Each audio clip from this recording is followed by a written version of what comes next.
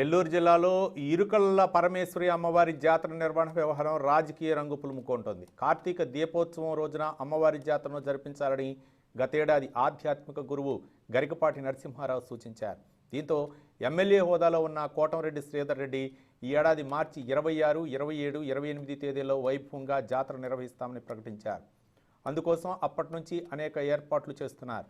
ఈ నేపథ్యంలో శనివారం సాయంత్రం ఈవో ఇతర అధికారులతో రూరల్ ఎమ్మెల్యే కార్యాలయంలో సమావేశం నిర్వహించారు. ఆదివారం ఉదయం జాతరపై మూగ చాటింపు వేయించాలని సమావేశంలో నిర్ణయం తీసుకున్నారు. అయితే రాత్రి 10 గంటల సమయంలో ఈ జాతరకు ఎలాంటి అనుమతులు లేవని, ఇది కేవలం ఎమ్మెల్యే కోటంరెడ్డి శ్రీధర్ రెడ్డి వ్యక్తిగతమైన అంశమంటూ ప్రకటన విడుదల చేశారు అధికారులు. జాతరకు తమ వైపు నుంచి ఎలాంటి అనుమతులు లేదని చెప్పారు. సిబ్బందికి ఫోన్ చేసి చాటింపుకి రావద్దని ఆదేశాలు జారీ చేశారు అధికారులు. ఘటనపై ఎమ్మెల్యే కోటంరెడ్డి స్పందించారు. ఎంపీ ఆదాల ఆనం విజయ్ కుమార్ రెడ్డి ఒత్తిడితోనే అధికారులు ఇలాంటి నిర్ణయం తీసుకున్నారని విమర్శించారు.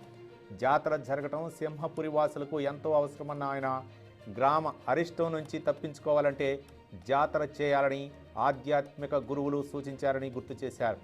తనపై కోపంతో జాతరను అడ్డుకోవాలనుకోవటం దారుణమన్నారు ఎమ్మెల్యే కోటంరెడ్డి శ్రీధర్ రెడ్డి.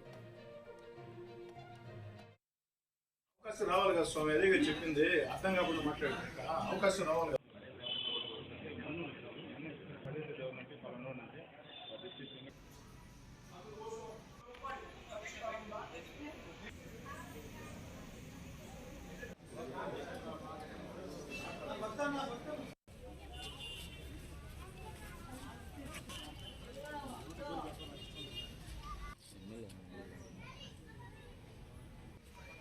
బాబు